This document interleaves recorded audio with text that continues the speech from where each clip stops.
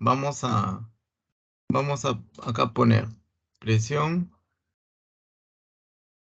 Presión es igual a fuerza entre área. Presión igual fuerza entre área. Entonces, yo te pongo un pequeño ejemplo. Vamos a ver si nosotros podemos con este ejemplito. A ver, nosotros por ejemplo tenemos una superficie, determinada, y tenemos una fuerza más o menos en esta dirección. A modo de ejemplo, ¿ok? Acá tenemos una fuerza. Acá le ponemos, por ejemplo, 5 newton. Acá trazamos una línea normal.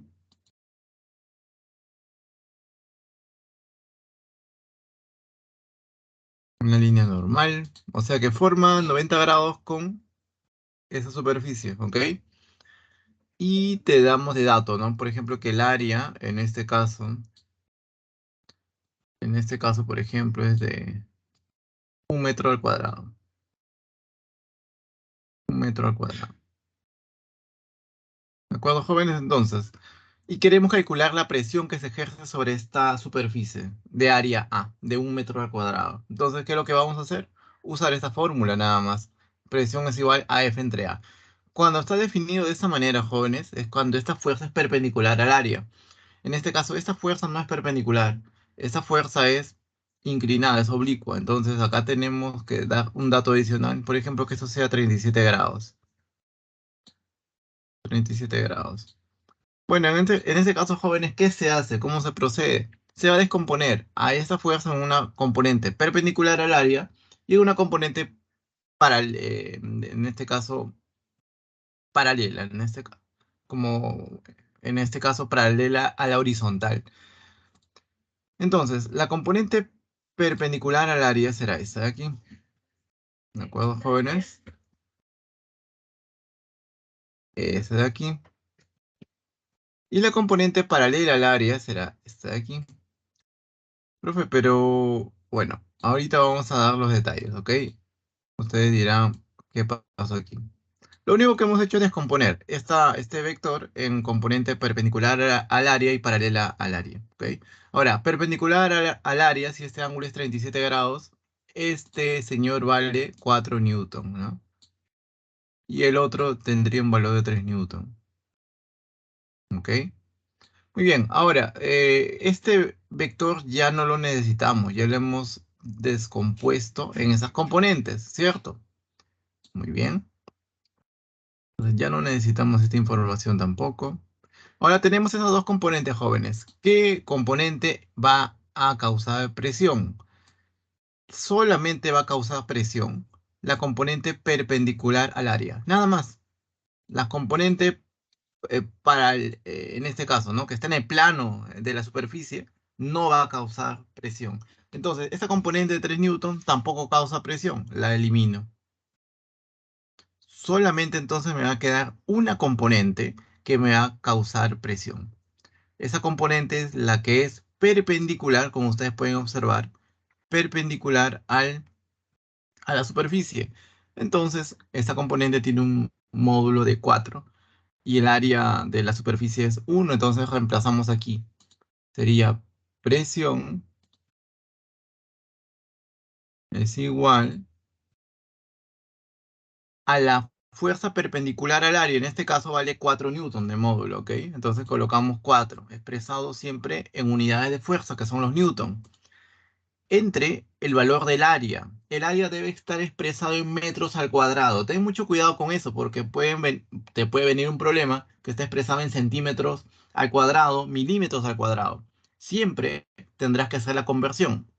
En este caso, para simplificar, hemos puesto en metros al cuadrado. O sea, 4 entre 1, simplemente.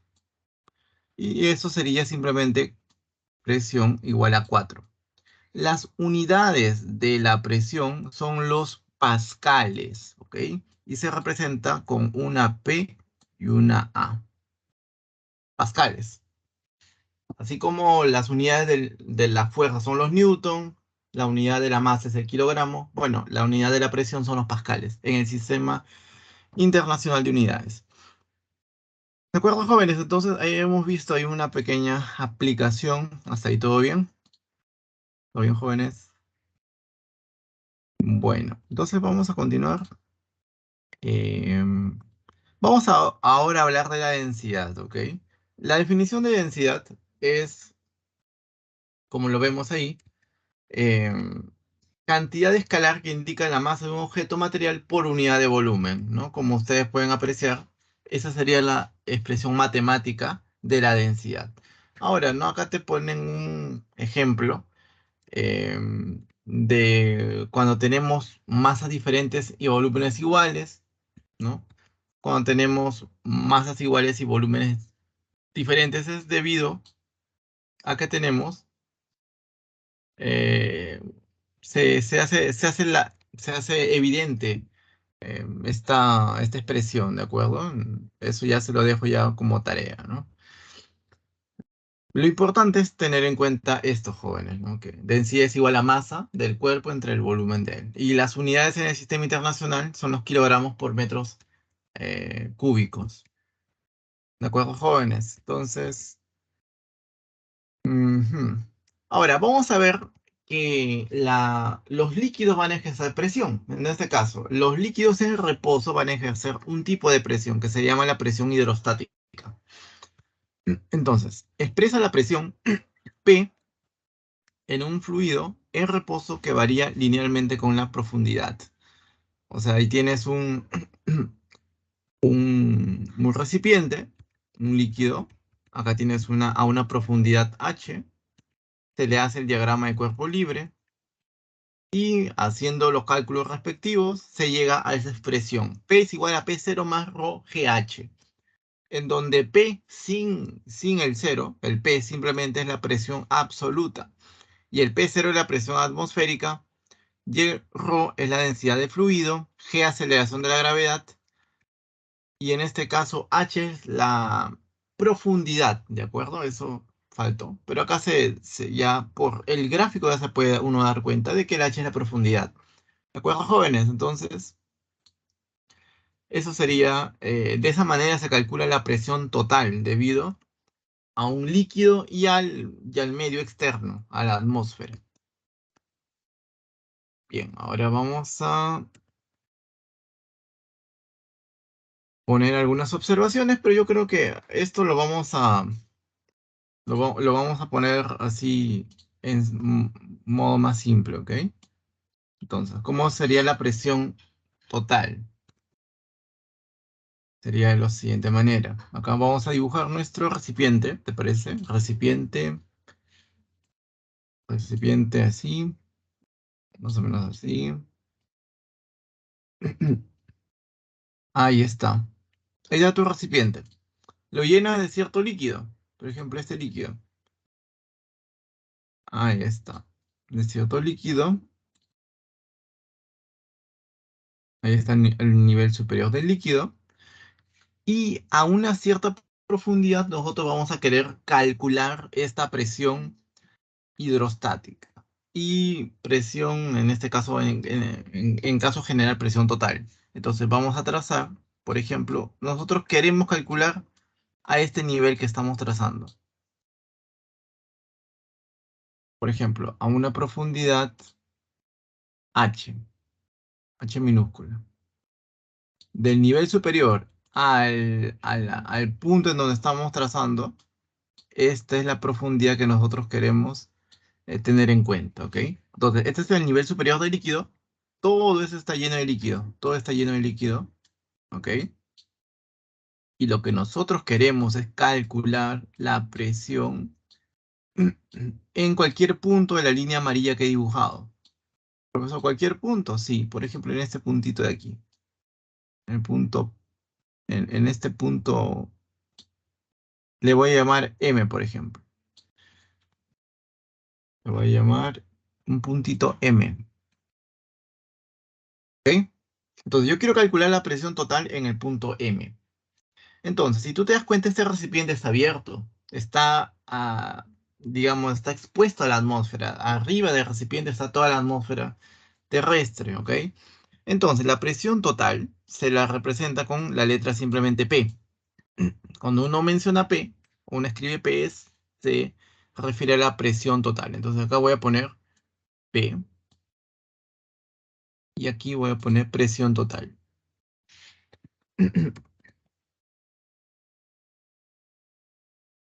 Presión total. Sin embargo, jóvenes, esta presión total es la suma de dos tipos de presiones. ¿Cuáles son? Vamos a ver ahorita, ¿ya? Esta presión P son dos tipos de presiones. La primera presión es la presión atmosférica, jóvenes. Entonces sería igual a P0. Entonces P0 es la presión que ejerce toda la atmósfera sobre sobre el punto M, en este caso particular. Toda la atmósfera sobre el punto M, ¿ok? Entonces acá vamos a poner P0 es la presión atmosférica. At-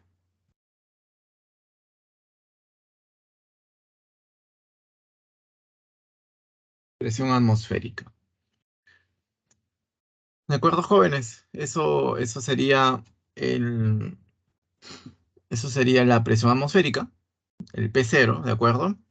Y ahora, le vamos a adicionar más la presión que le ejerce el líquido que está en reposo al puntito M. O sea, sería la presión, se le llama presión hidrostática.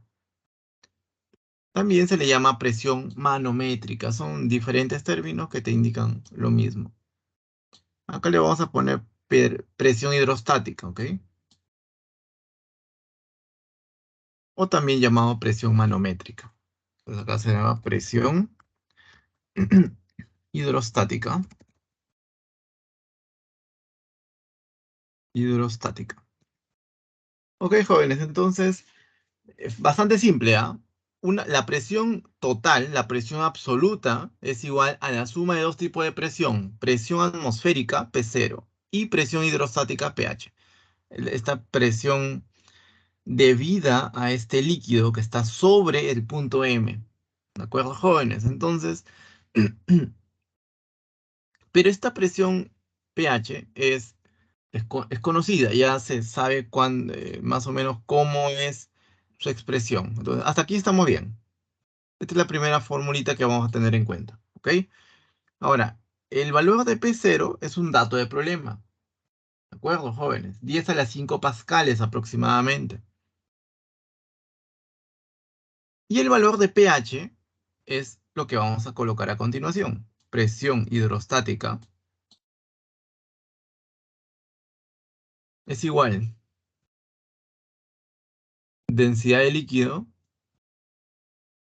Claro, porque este líquido tiene una determinada densidad. Acá colocaré la densidad del líquido. Aceleración de la gravedad G, ¿de acuerdo? Por la profundidad. La profundidad sería H, profundidad H. La profundidad, como tú te puedes dar cuenta, joven, es del nivel superior del líquido hasta esta esta línea horizontal en donde está el punto M. ¿De acuerdo, jóvenes? Si yo quiero la presión en la base de este recipiente, entonces este H tiene que ser un poco más largo. Siempre esta distancia debe ser vertical. ¿De acuerdo, jóvenes? Siempre, siempre. Por eso que no estoy especificando si el punto M debe estar en el centro o un poquito más a la derecha o a la izquierda. No. El punto M puede estar en cualquier punto de esta línea amarilla. ¿De acuerdo, jóvenes? Entonces, esa sería la otra fórmula a aprender. Y ahí la tenemos justamente, ¿no? pH es presión hidrostática, ρL es la densidad del líquido, expresado en kilogramos por metros al cubo. El- la G es la aceleración de la gravedad, expresada en metros por segundos al cuadrado. Y el H es la profundidad, expresados en metros. ¿De acuerdo, joven? Y toda esa multiplicación te da la presión hidrostática. Entonces, esas serían las dos únicas fórmulas que vamos a tener en cuenta, jóvenes. ¿Estamos bien hasta ahí? Vamos a ver en el chat qué dicen. ¿Qué dicen en el chat? Bueno, jóvenes, entonces estamos haciendo como una especie de resumen, ¿ya? Tratar de simplificar lo más posible todo lo que estamos viendo. A ver, dice, en un recipiente abierto y al nivel del mar, la presión debido a la fuerza del aire se llama presión atmosférica y su valor es de 10 a la 5 pascales aproximadamente, lo que equivale en otras unidades de presión a una atmósfera. Ahora, el punto número 2, cuando tú estás comparando la presión en lugares bajos a nivel del mar y en lugares altos, ¿no? Por ejemplo, en una cordillera, lo que nosotros podemos darnos cuenta por simple inspección es a nivel del mar hay más volumen de atmósfera que está sobre el nivel del mar, mientras que cuando uno se encuentra en una cordillera hay menos volumen de atmósfera que está sobre esa cordillera. Lo que uno puede concluir es que sobre el nivel del mar, como hay un mayor volumen de atmósfera, hay una mayor presión, y eso es justamente lo que existe. A nivel del mar hay una mayor presión atmosférica, jóvenes. Y cuando nosotros subimos, habrá una menor presión atmosférica. A medida que uno va a lugares más altos, la presión atmosférica va disminuyendo. ¿De acuerdo, jóvenes? Como dice esa diapositiva. Ahora, eh, ahora, la diferencia entre la presión absoluta y la presión atmosférica P0 se define como la presión manométrica, ¿no? Y que nosotros le hemos llamado presión hidrostática. Bueno, sería la resta en este caso de la presión absoluta y la presión atmosférica. Y como habíamos mencionado, esta presión manométrica es, está dada por esta expresión, ρ, que es la densidad del líquido, g, aceleración de la gravedad, h, la profundidad. ¿De acuerdo, jóvenes? Muy bien, entonces acá, hasta acá estamos bien.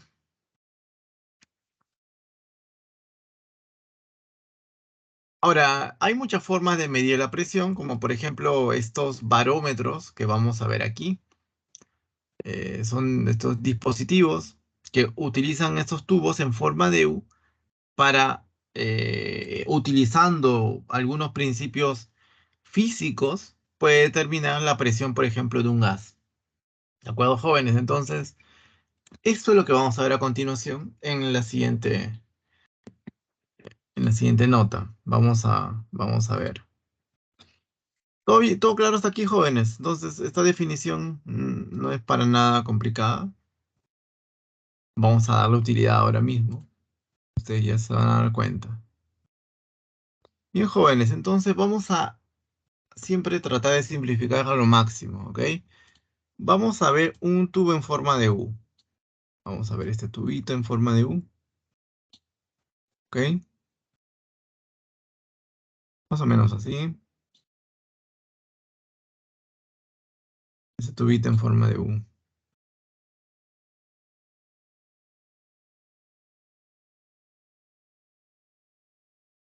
Ahí está.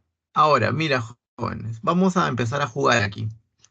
Acá tenemos nuestro tubo en forma de U. Ahora no lo vamos a llenar de un solo líquido. Tú ya sabes que si lo llenas de un solo líquido, los niveles superiores de los líquidos, ¿no? Van a ser iguales, ¿cierto? Acá va a haber el nivel superior y el nivel superior. Estos niveles superiores del líquido, si solamente llenáramos de un solo líquido, estarían a la misma altura, ¿de acuerdo? Entonces, eso no es interesante, eso no vamos a hacer ahora. Nosotros vamos a aumentarle un poco más de emoción y ya no vamos a llenar de un líquido, sino de dos. Entonces vamos a colocar un líquido, por ejemplo, verde y otro de color celeste, por ejemplo. Un líquido verde. Ajá. Por ejemplo, tenemos un líquido verde. Ahí está. Líquido. Esta parte está llena de este líquido verde. Esta parte también. Muy bien. Ahora, líquido celeste. Lo colocamos Y quedaría así. ¿De acuerdo, jóvenes? Entonces, tenemos dos líquidos, uno celeste y uno verde. Y en condiciones de equilibrio estaría dado de esa manera. ¿De acuerdo, jóvenes? Ahora vamos a hacer lo siguiente. Vamos a trazar líneas, ¿ok? Línea horizontal. Por ejemplo, acá trazamos esta línea horizontal. Acá trazamos esta otra línea horizontal.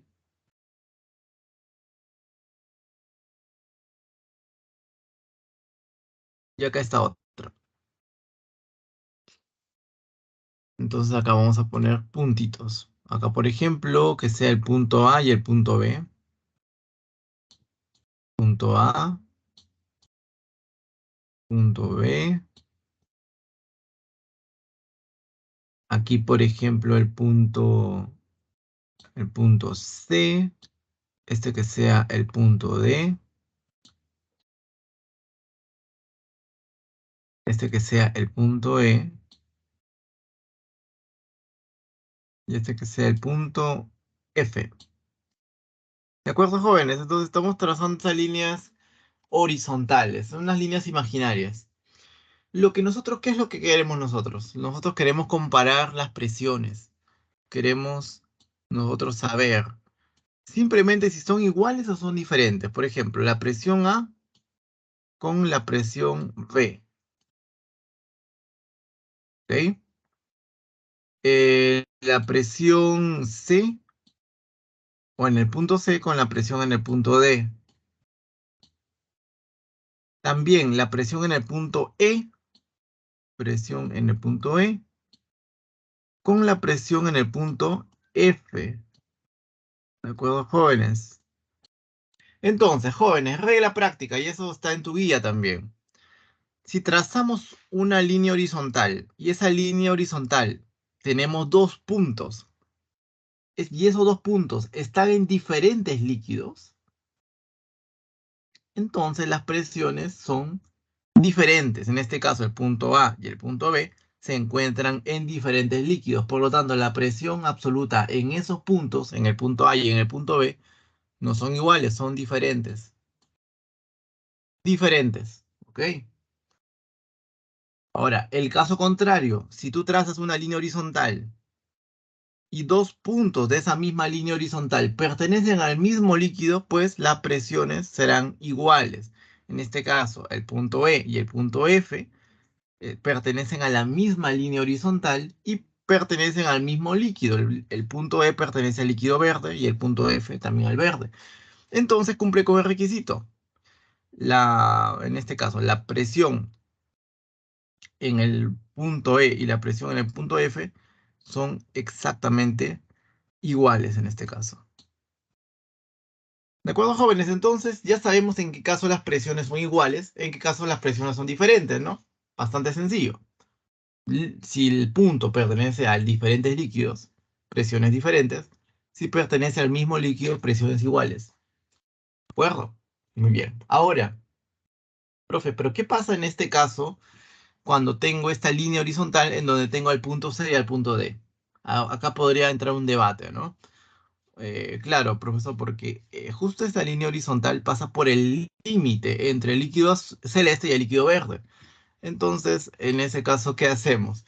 Bueno, jóvenes, lo que se hace es considerar al punto C como si fuese el líquido verde, del líquido inferior, de este.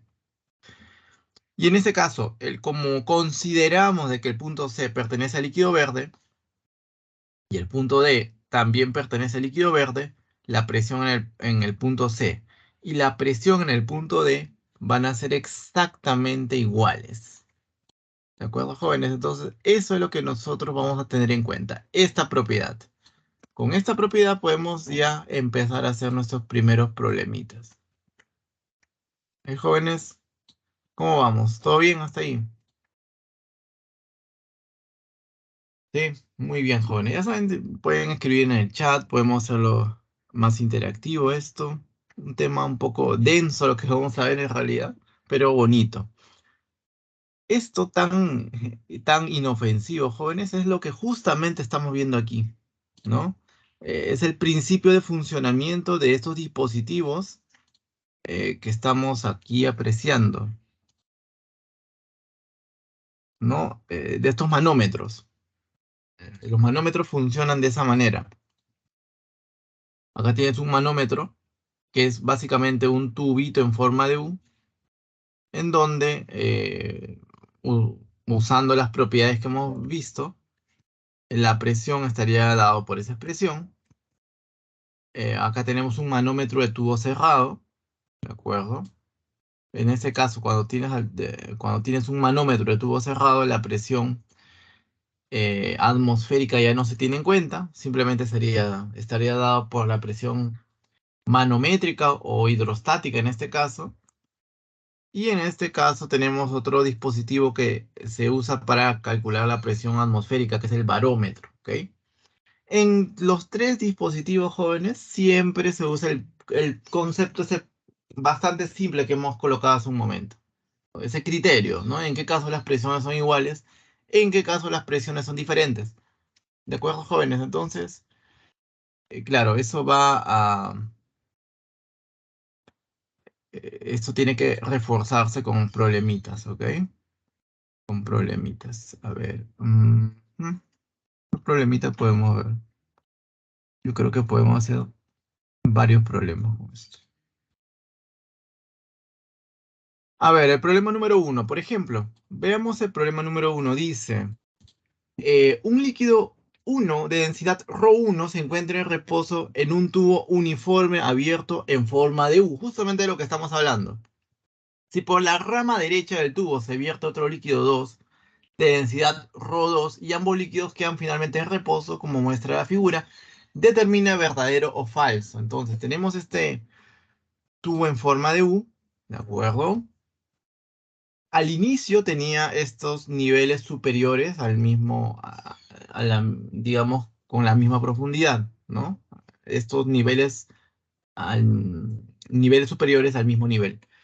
Luego se le vierte por una rama de ese tubo en U otro líquido y queda en ese estado final, joven. ¿De acuerdo? Entonces, en esta parte de la derecha de ese tubito en U se vierte ese líquido rojo y en reposo queda de esta manera. Bien, jóvenes, entonces nos van a hacer una serie de preguntas sobre esto. Y claro, estos líquidos tienen densidades diferentes, ¿no? El líquido inicial tiene una densidad ρ1 y el otro líquido que se ha introducido tendrá una densidad ρ2. Y como tú te puedes dar cuenta, son alturas diferentes, ¿no? Uno tiene H1 y el otro tiene altura H2. Muy bien, jóvenes, entonces, ¿qué podemos hacer en este caso? Dice, la densidad de líquido 1 es mayor que la densidad de líquido 2. Vamos a ver cómo podemos nosotros deducir eso. Para hacer eso, nosotros tenemos que recordar lo siguiente. Aquí dice, si los líquidos son no miscibles, el líquido 2 quedará sobre el líquido 1 siempre que ρ2 es menor a ρ1. ¿De acuerdo, jóvenes? Entonces, eso sería verdadero. En este caso, la explicación de eso, jóvenes, ahora lo vamos a poner como regla práctica, pero la explicación de eso está en unas diapositivas posteriores, que está relacionada con el empuje. Cuando tú colocas un cuerpo en este caso, ¿no? Sobre un medio, sobre un fluido, las densidades del cuerpo y del fluido depende de la relación de densidades, diremos que el, que el cuerpo está, que flota o no flota en este caso. ¿De acuerdo? Ahora, tú dirás, profesor, que son líquidos no miscibles. Líquidos no miscibles son líquidos que no se mezclan. Por ejemplo, el agua y el aceite, ¿no? Clásico ejemplo. Tú por más que trates de mezclarlo con una cuchara, agua y aceite en tu casa, vas a ver que no se van a mezclar y van a generar capas, ¿no? Eso es lo que vas a tú observar, que no se mezclan esos líquidos. Y hay bastantes ejemplos de líquidos no miscibles en realidad. Eso tiene que ver porque no tienen afinidad química. ¿De acuerdo, jóvenes? Entonces, estos dos líquidos son no miscibles, entonces eso se cumple. Ahora, dos, ¿la densidad de los líquidos son iguales? No, eso es falso, ¿no? Si uno es menor al otro, entonces son, en este caso, eh, no son iguales, obviamente, ¿no? Falso sería. Y tres, si H2 es 2H1, entonces Rho1 es igual a 2 Rho2. ¿Qué hacemos en ese caso, jóvenes? Bastante simple. Lo que vamos a hacer es el criterio que hemos visto hace un momento. Vamos a trazar, fíjate esta línea horizontal. Esta línea horizontal, esta línea punteada, a esa altura. Si te das cuenta, siempre es bueno colocar esta línea punteada en la interfaz entre el líquido azul y el líquido rojo y en el otro líquido. Eso no interesa. Pero siempre colocarlo en la interfase. ¿Interfase qué quiere decir? En el límite entre dos líquidos. Acá tenemos líquido rojo y líquido celeste. ¿De acuerdo, jóvenes? Entonces, coloquen la interfase y acá empieza a hacer la comparación. ¿Te acuerdas? ¿Cómo era la comparación? Por ejemplo, este puntito le llamamos X y al otro puntito le llamamos Y. Jóvenes, ¿qué piensan ustedes? ¿Las presiones en el punto X y en el punto Y son iguales o son diferentes? Bajo lo que hemos visto hace un momento. ¿Te acuerdas? Eso es clave, joven. Son iguales, ¿de acuerdo? Son iguales. Justamente lo que exactamente hemos visto hace un momento. Hemos visto lo mismo, por eso que les he adelantado. Acá tenemos estos dos líquidos, colocamos esta línea imaginaria justo en la interfase, en donde acá tenemos el punto C, y llegamos a la conclusión de que este punto C y este punto D tienen la misma presión, ¿de acuerdo? Porque se considera que el punto C pertenece al líquido inferior, al líquido verde. Acá lo mismo, jóvenes, acá sucede exactamente lo mismo. Se va a considerar de que el punto Y pertenece al líquido celeste. Entonces, en ese caso, sería la presión en el punto X, la presión en el punto Y, van a ser, en este caso, ¿qué van a ser? ¿Iguales o diferentes, jóvenes? Van a ser iguales, ¿no? En el punto X y en el punto Y van a ser iguales. Estos jóvenes, esta igualdad es fundamental. Es fundamental, jóvenes. Ahora, profe, ¿qué pasó aquí? Ya, la presión en el punto X y la presión en el punto Y son iguales, entonces Px es igual a Py. Ahora, por la rama del X tenemos primero la presión atmosférica, P0, y luego tenemos la presión hidrostática debido a esta columna de líquido celeste, H1. Entonces, acá colocamos, ¿no? P0 más Rho1 G1 H1, que es la presión de esa columna de líquido, esa presión hidrostática de esta columna H1 de líquido celeste. Ahora, para el punto Y, algo muy parecido. La presión atmosférica, acá estaría P0 más la presión debido a este líquido rojo, de acuerdo a densidad Rho2, Rho2 GH2. ¿De acuerdo, jóvenes? Y bueno, acá te das cuenta de que las P0 se cancelan, ¿de acuerdo? El P0 se cancela. Y en este caso, si H2 es 2H1, reemplazamos en esa expresión, ¿de acuerdo? Acá en vez de H2 coloco 2H1 por la condición del problema. Y operando te sale la relación de densidades. Rho1 es 2, Rho2. Sería verdadero. Verdadero, falso, verdadero, alternativa a la letra A. ¿De acuerdo, jóvenes? A ver, ¿cómo vamos? ¿Cómo vamos, jóvenes? Hasta Profesor, ahí. una Todo bien, consulta. profesor. Sí. Profesor, en el punto uno sobre que es verdadero porque P2 es menor que P1, Ujú. ese dato solo es porque vemos en la figura, Ya. o sea, en la figura P2 parece, el líquido 2 se ve que es menor, ¿no? ¿Solo por ese dato o nos lo No, no, no, tienen es que la decir? densidad. La cantidad no interesa, es la densidad. ¿Cómo? No, se refiere a la densidad. Acá estamos hablando puramente de la densidad. Este ρ significa densidad. Esta desigualdad solamente se da para las densidades. Para que quede este líquido encima del líquido, para el líquido rojo encima del líquido azul es porque tiene menor densidad necesariamente. ¿Ok? Está flotando, literalmente. Está flotando, pero eso todavía no quiero tocar ese tema, porque vamos a verlo más adelante, con lo que es el principio de Arquímedes. Ah, ok. ¿Ok? Este problemita es un poco más complejo. Yo le quitaría este primer ítem porque los puede confundir. Empezaríamos del punto 2, ¿no? Para abajo. ¿De acuerdo? Eso va a quedar más claro con el principio de Arquímedes. Pero básicamente, si el líquido está por encima, es porque ese líquido de encima tiene una densidad menor al líquido de abajo. Por ejemplo, si tenemos nosotros lo siguiente, justamente lo que voy a hablar ahora. Dos líquidos no miscibles.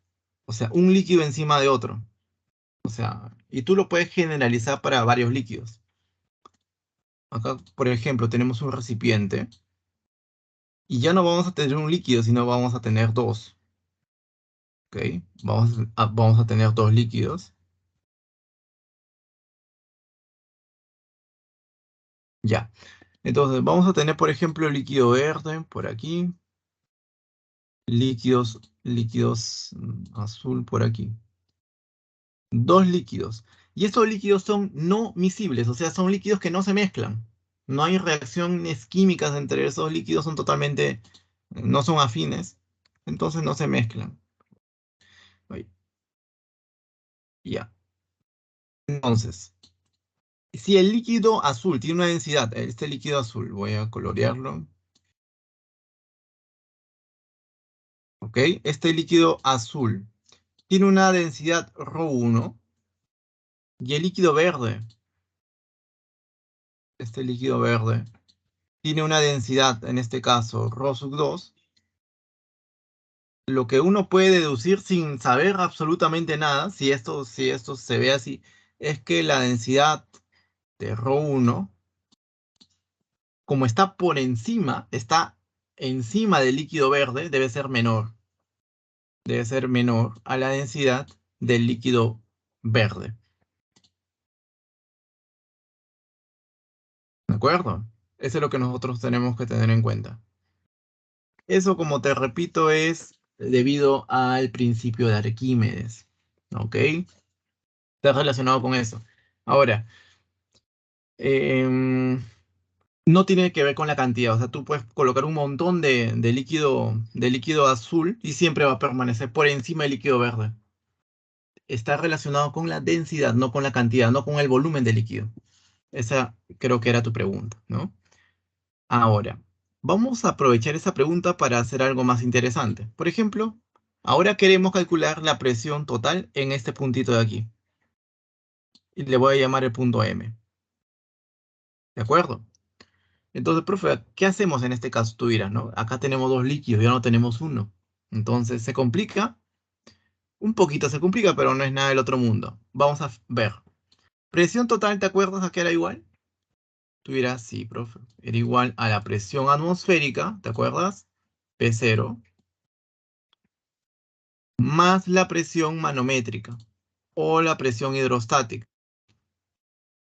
La presión manométrica o hidrostática. Le vamos a llamar pH. pH. Presión hidrostática. ¿Por qué? Porque se debe a estos líquidos que están en reposo. Por eso que es más adecuado decirle presión hidrostática. Ahora, jóvenes, este pH, esta presión hidrostática se debe a dos líquidos. Ahora, ya no se debe a uno, sino se debe a dos líquidos. Ahora, ¿cómo sería? Sería presión hidrostática es la suma de dos presiones debido al líquido azul y al líquido verde. A ver.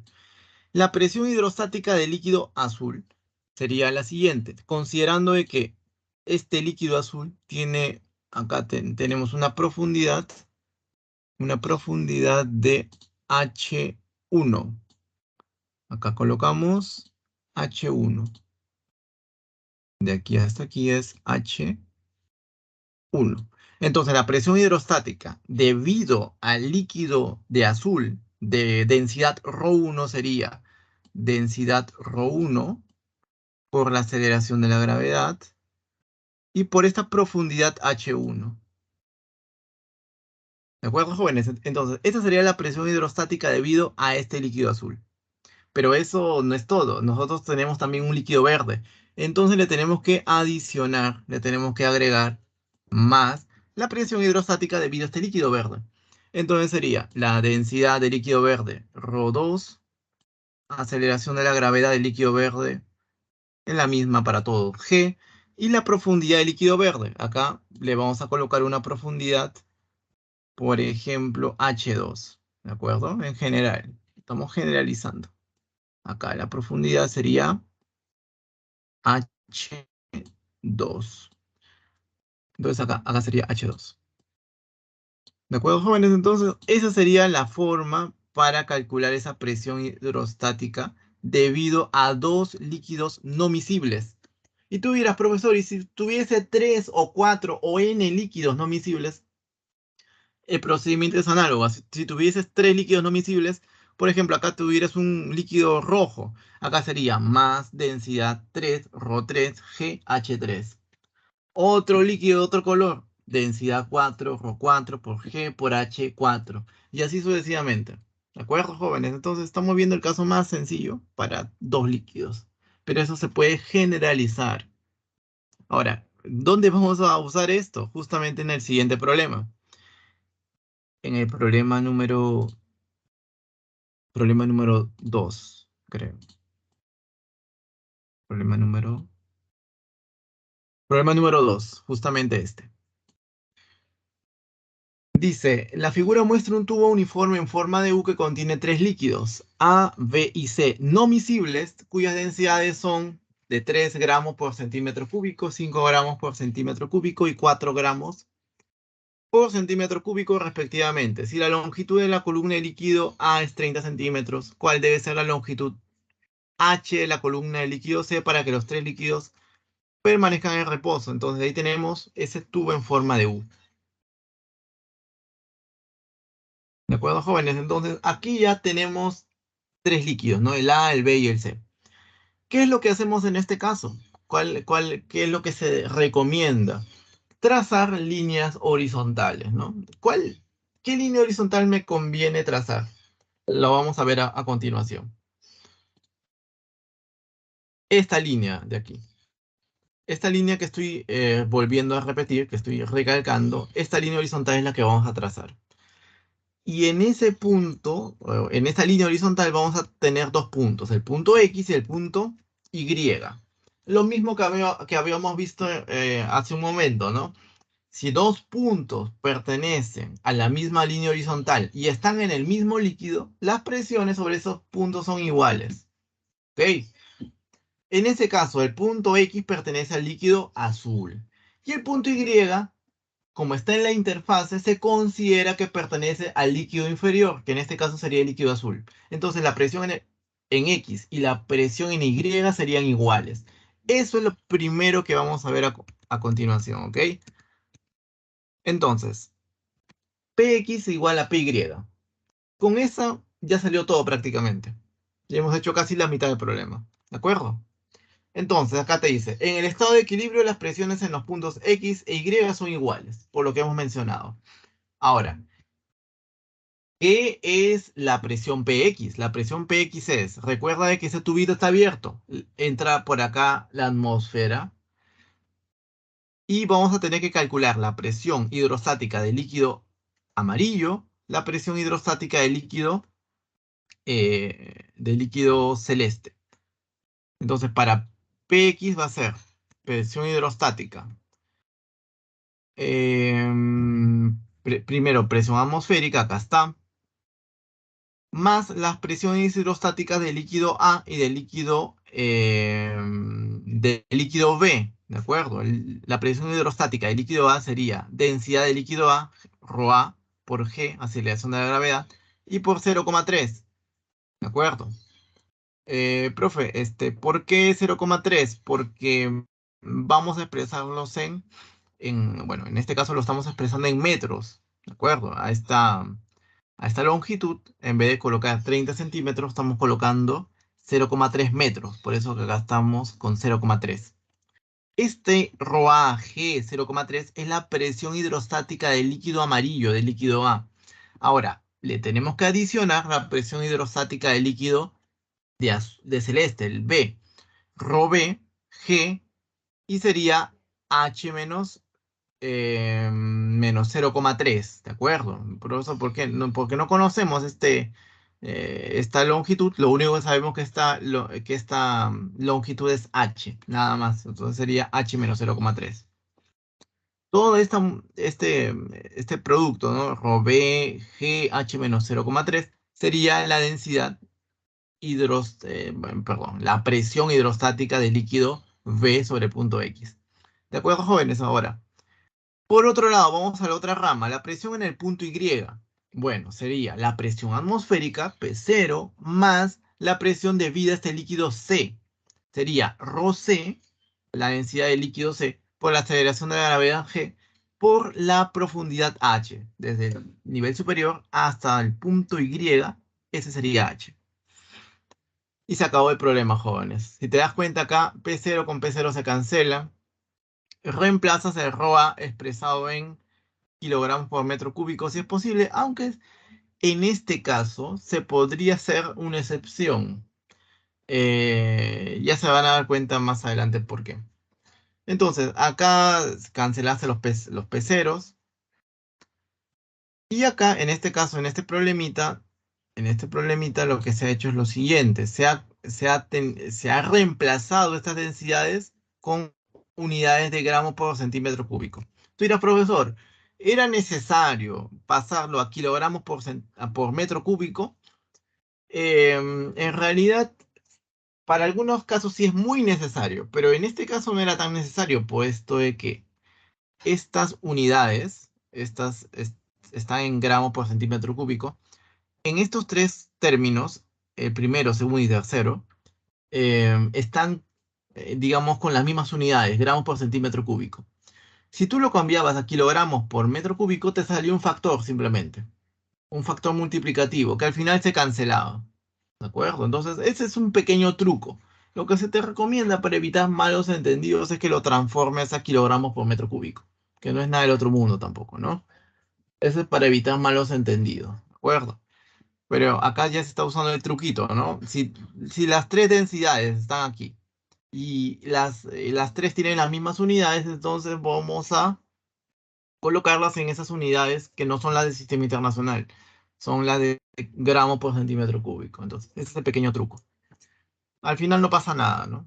No es muy relevante si lo cambias o no de unidades. ¿Qué más, jóvenes? Y bueno, eso ya es una ecuación bastante sencilla. Y el H te sale 60 centímetros. Alternativa a la letra B. ¿De acuerdo, jóvenes? ¿Sí?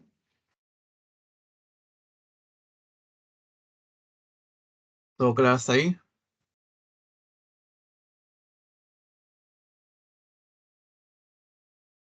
Allá dice, profesor, ¿por qué? Profesor, una consulta. Ah, Sí, sí. sí, ¿Por qué dime. decide pasarlo a 0,3 Ah, a 0,3? ¿por qué se decide pasar a 0,3? No es necesario en realidad. Tú lo puedes mantener con 30. Acá sería 30, acá sería H menos 30. Y operando te saldría 60, más rápido todavía. Porque acá te salió H igual a 0,3 metros y tuviste que transformarlo a centímetros. En este caso, si tú no lo transformas, no pasa nada. ¿Sabes lo que pasa? Es que a veces, en algunos casos, eh, puede haber confusión. O sea, En algunos casos, cuando tú haces una operación, por ejemplo, de presión, si tú tienes la presión hidrostática, quieres calcular la presión hidrostática en unidades de pascales.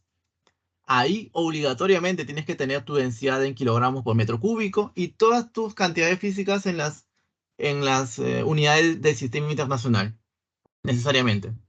Pero como en este caso estamos en una ecuación en donde se van a cancelar términos, en este caso tenemos densidad, densidad, densidad, se cancelan y todas las densidades tienen las mismas unidades, se puede hacer ese truco.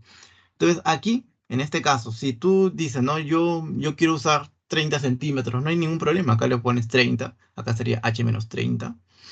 Acá sería, acá sería H simplemente, y al final operando te sale lo mismo. Te va a salir exactamente lo mismo, solamente que expresado te va a salir directo, directo, o sea, 60 centímetros. Esa sería la única diferencia. ¿De acuerdo? Ahí hay otra pregunta. Dice, por eso, ¿por qué decide en expresarlo en metros? En realidad yo no lo expresaría en metros, pero son formas de hacerlo. Como acabo, es la misma pregunta que acaban de hacer, ¿no?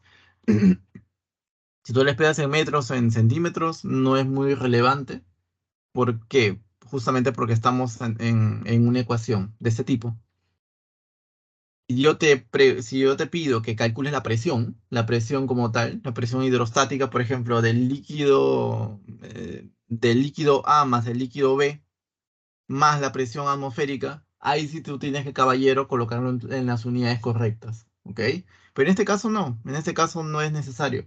Si tú lo transformas en unidades, como habíamos visto, ¿no? El ρA, el ρB y el ρC, en unidades del sistema internacional, vas a ver que se te van a cancelar en la ecuación. Se cancelan, porque va a haber un factor multiplicativo, y se cancela en la izquierda y en la derecha de la ecuación.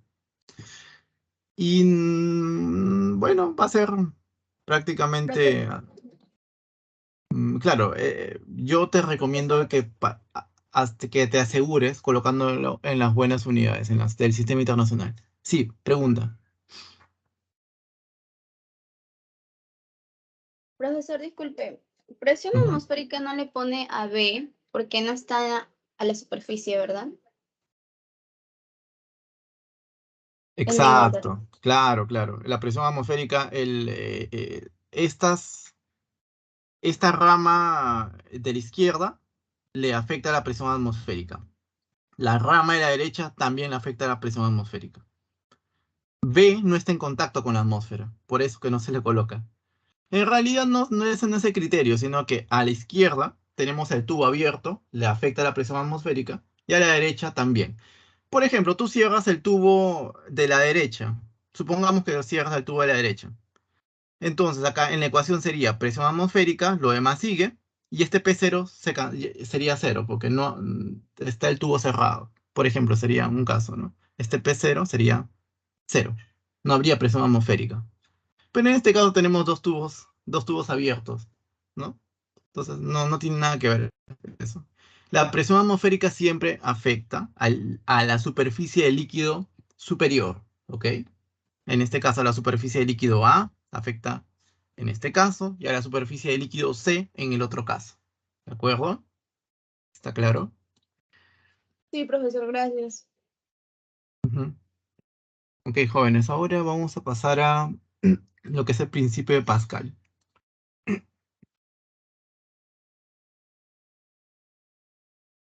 Que es bastante famoso, dicho sea de paso, y bastante, si me preguntan, ¿qué temas vienen en examen de admisión, históricamente hablando?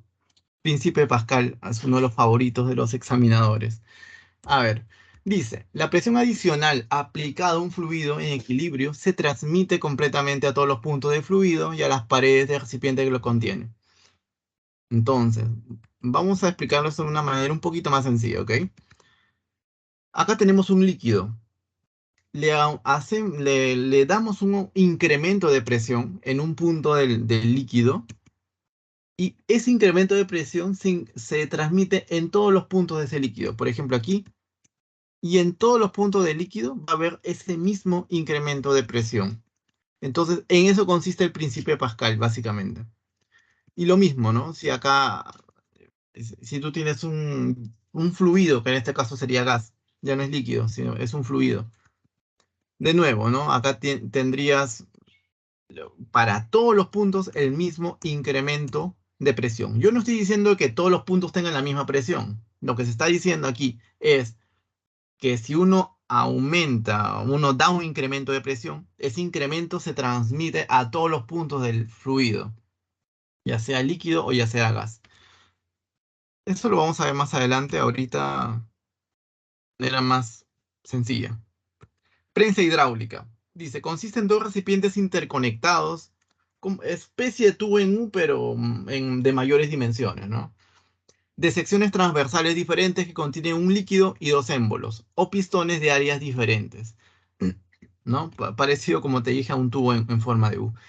Entonces, acá tenemos un émbolo de área A1, un émbolo de área A2, el líquido, en este caso que contiene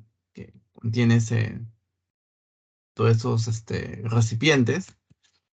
Y acá va a haber, por ejemplo, un incremento de fuerza F1 y por consiguiente ahora el incremento de fuerza F2. En realidad, ¿qué es lo que ha sucedido ahí? Que el incremento de presión en el émbolo 1 y en el émbolo 2 tienen que ser exactamente iguales. Ese es el principio de Pascal. Sin embargo, nosotros sabemos de que la presión es fuerza entre área. Entonces, presión 1 es F1 entre A1, presión 2 F2 entre A2. Entonces, para la prensa hidráulica, para efectos muy prácticos, se cumple esta fórmula, ¿no? F1 entre área 1 es igual a F2 entre área A2. ¿De acuerdo, jóvenes? En este caso, nosotros podemos ver de que con una pequeña fuerza F1 se multiplica a esta fuerza F2. Entonces, una persona parándose sobre este émbolo de área A1 con su peso bastante minúsculo puede levantar un auto que pesa toneladas. ¿De acuerdo, jóvenes? Entonces, eso es lo fabuloso del principio de Pascal, ¿no? Tiene aplicaciones prácticas directas. En este caso, la fuerza F2 es mayor a la fuerza F1, ¿no? Simplemente observando de que el área del émbolo A2 es mayor al área del émbolo A1. Justamente por eso. Entonces aquí, en simples palabras, la fuerza se multiplica. Entonces la formulita que vamos a tener en cuenta va a ser esta de aquí, ¿no? F1 entre área 1 es igual a F2 entre A2. Muy bien, jóvenes. Entonces ya con esto ya podemos hacer algún problema más. Podemos hacer el problemita número 3, por ejemplo. Este problema es bastante, un poquito complejo porque mezcla bastantes cosas. Dice, se desea mantener en equilibrio un auto de masa 900 kilogramos sobre la plataforma de una prensa hidráulica, aplicando una fuerza vertical sobre el brazo de palanca. Como muestra la figura, determine la magnitud de la fuerza F, asumiendo que las secciones transversales de los recipientes están en la relación de A1 es igual a 100 veces A2. ¿Ok? Entonces te dan esa relación. Desprecie el peso de los émbolos.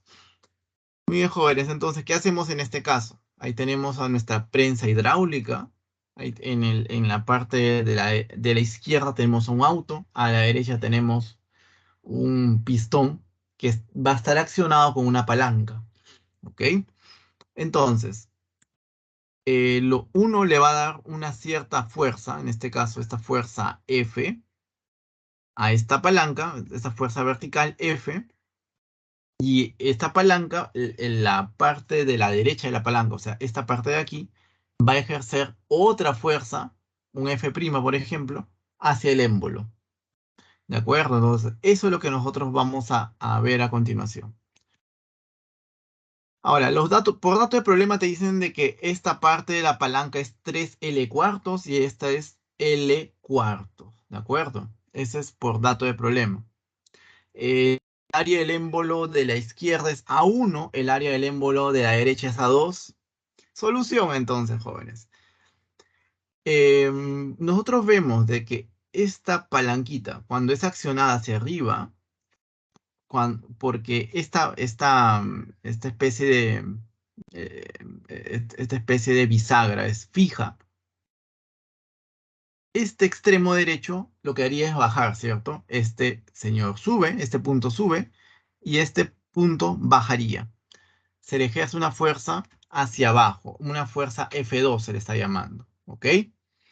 Bien, entonces, claro, esta fuerza F2 sería justamente la fuerza F2 que estamos viendo aquí, ¿de acuerdo? Y esta fuerza F2 de aquí, del émbolo 2, estaría relacionada con la fuerza F1 del émbolo de la izquierda, ¿ok?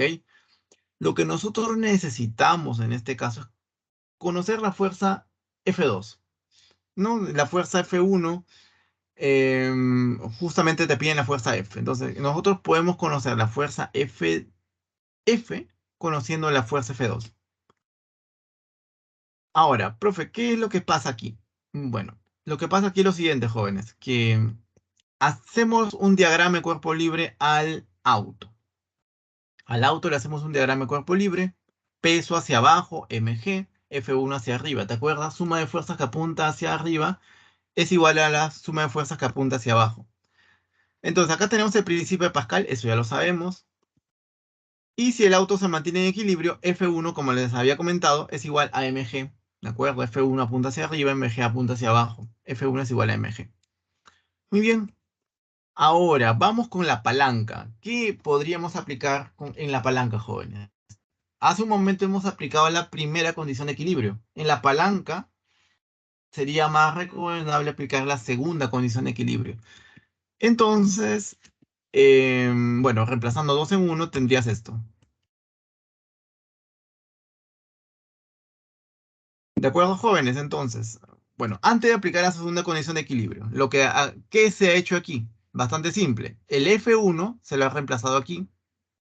¿De acuerdo? El F1 es mg. El área A1 es 100 veces A2. Acá está, 100 veces A2. ¿De acuerdo? Entonces acá las A2 con el A2 se cancela claramente. El M y el G es dato de problema. El M vale 900, el G vale 10. Acá sería 900 por 10. Y el F2 te sale 90 newton. ¿De acuerdo? Entonces hemos calculado de una manera bastante sencilla, usando esta fórmula tan simple, esta fuerza F2. Pero ahí no queda la cosa, jóvenes. Este émbolo está en equilibrio. Acá hay una fuerza que apunta hacia arriba, F2. Y hay una fuerza que apunta hacia abajo, F2 también. Entonces, este F2 de 90 newton es el mismo F2 que va a tener el módulo de este vector de morado F2. ¿De acuerdo? Entonces, en esta palanca, como les había comentado, vamos a aplicar la segunda condición de equilibrio. Y vamos a elegir como centro de giro este puntito O. Entonces, en este caso, esta fuerza me daría un giro antihorario, mejor dicho, un giro horario, y esta otra me daría un giro antihorario.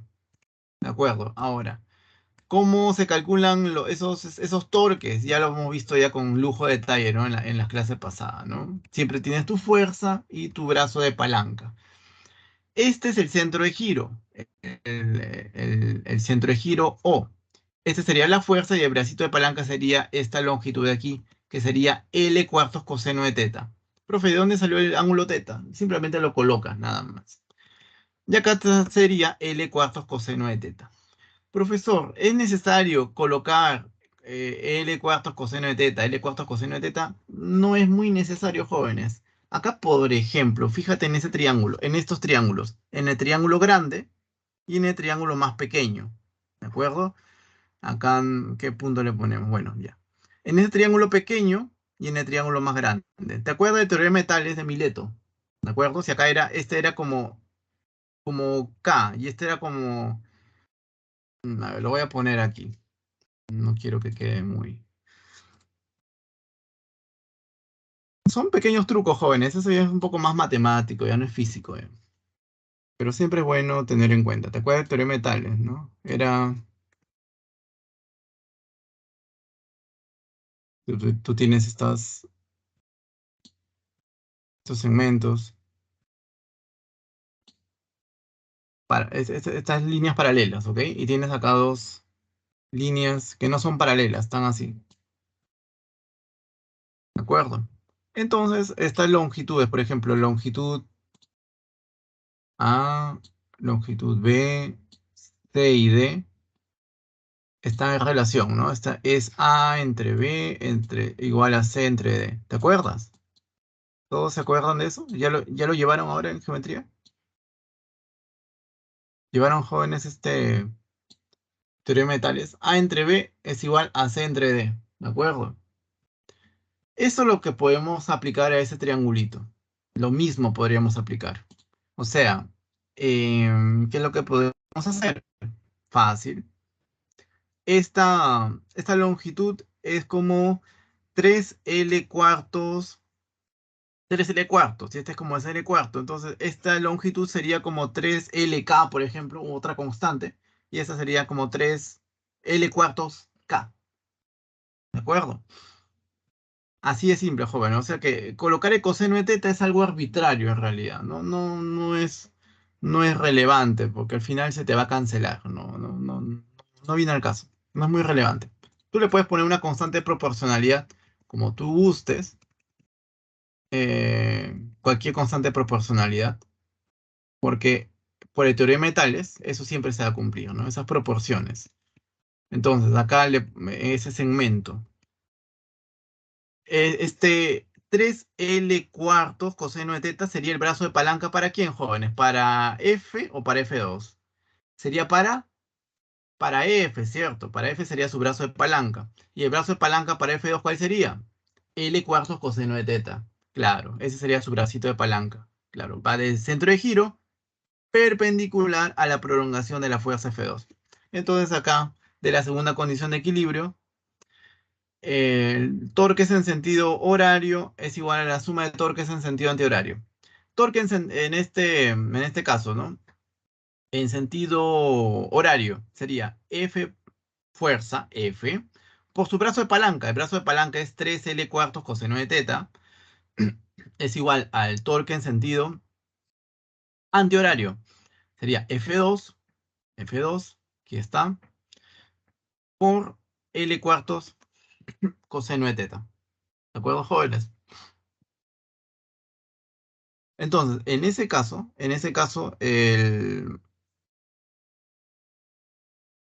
ahí estaría, ¿cierto? Ahí estaría, jóvenes. Aplicando coseno de teta se te cancela, el L se te cancela. Y en este caso la fuerza F2 ya conocemos que es 90 newton. Entonces simplemente operando te saldría 30 newton. Alternativa de la letra C. Entonces, conclusión, jóvenes, un problema en primer lugar un poquito más interesante. Y yo creo que este problema puede ser tipo examen de admisión, ¿ah? Tipo examen de admisión. Con total seguridad, jóvenes. Así que mucho cuidado con este problemita. ¿Alguna pregunta hasta aquí? Aprovechen, jóvenes. Nunca se queden con la duda. ¿Todo claro hasta aquí?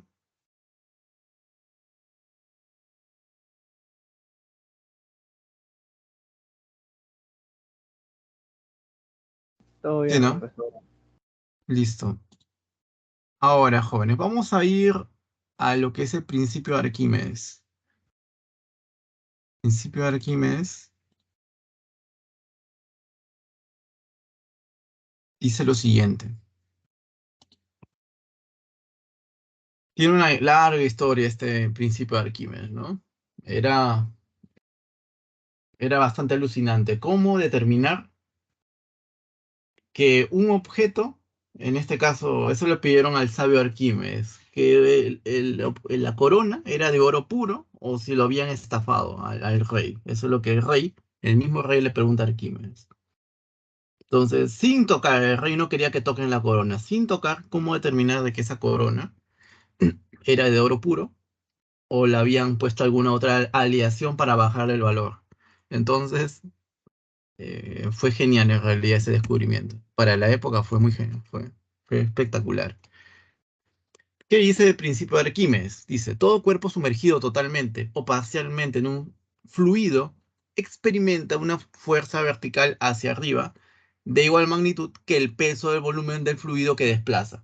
No te preocupes, joven, eso lo vamos a simplificar ahora en unos minutos, ¿ok? Entonces tenemos acá el líquido, el recipiente, en un estado inicial. Y cuando este cuerpo está totalmente sumergido, habrá una fuerza vertical hacia arriba. Debo aclarar de que esta fuerza es una fuerza resultante. O sea, cuando el cuerpo está totalmente sumergido, todas las moléculas del líquido le van a aplicar fuerzas al cuerpo. Cuando le hacemos la suma vectorial de todas esas fuerzas, te da justamente esa fuerza vertical y hacia arriba. O sea que el empuje es una fuerza resultante. ¿De acuerdo? Y acá tenemos un cuerpo parcialmente sumergido. Y también va a haber una fuerza de empuje hacia este cuerpo parcialmente sumergido. Y como ustedes se dan cuenta, este cuerpo al momento de sumergirse, ya sea total o parcialmente, ha desplazado un cierto volumen de líquido. Entonces, en este caso, el empuje es igual al peso del líquido desplazado, ¿no? Y como el líquido desplazado es la masa del líquido por la aceleración de la gravedad, y a su vez la masa es densidad por volumen, entonces, al final, empuje te queda densidad de líquido por el volumen del líquido por la aceleración de la gravedad. ¿De acuerdo, jóvenes? Esa sería entonces la fórmula del empuje, donde ml es la masa del fluido desplazado, bl volumen del fluido desplazado y ρl densidad del fluido. Excelente, jóvenes. Bueno, entonces acá ya vale la pena hacer más aclaraciones. Un pequeño resumen, ¿ok? A ver, vamos a colocar aquí de nuevo nuestro recipiente. El recipiente. ¿Ok? Vamos a colocar un líquido lleno de un cierto líquido. ¿Ok? Y ese líquido va a tener un cuerpo sumergido en él. Entonces, este líquido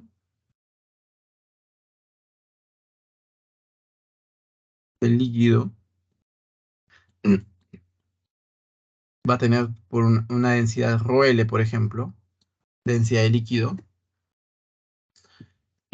Vamos a tener un cierto volumen sumergido, por ejemplo, este BS sería el volumen que está dentro el volumen del cuerpo que está dentro del líquido.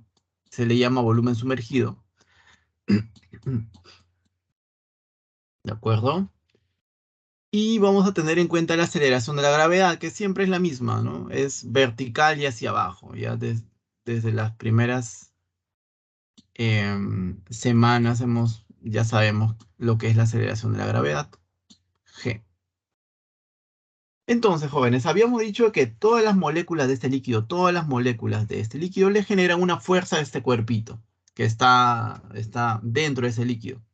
La suma vectorial de esa fuerza sería la fuerza del empuje, o sea que sería una fuerza vertical y hacia arriba, esa fuerza de empuje.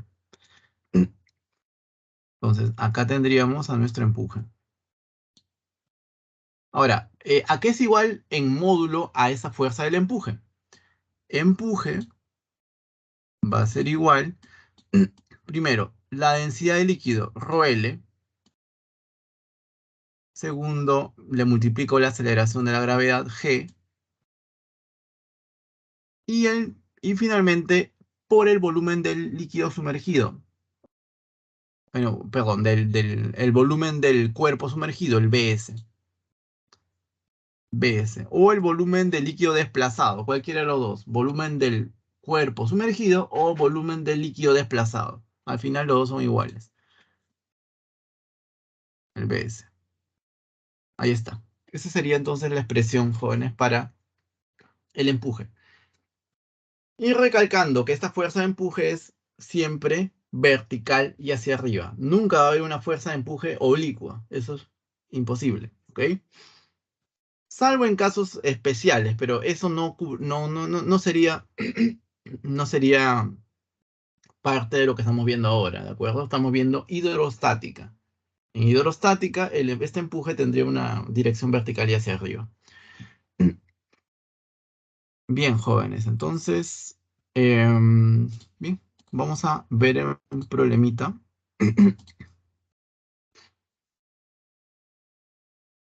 Algo un poquito más de teoría, acá algunas observaciones de lo que estamos viendo, ¿no? Dice, si el cuerpo está totalmente sumergido, el volumen del BL es el volumen del cuerpo total, ¿no?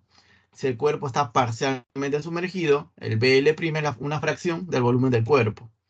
Y la medida del empuje se hace con ese aparato, con un dinamómetro, ¿no? Donde acá tenemos la información del peso real, y cuando uno sumerge a ese bloque en ese líquido, uno va a marcar un peso aparente, un W', que va a ser menor al W. Haciendo una resta de peso real menos el peso aparente, eso te da el valor del empuje. ¿De acuerdo, jóvenes? También es importante tener en cuenta esto. Bien. Entonces, ¿qué más podemos hacer, jóvenes, aquí? Con esto ya podemos resolver el problema siguiente, ¿no?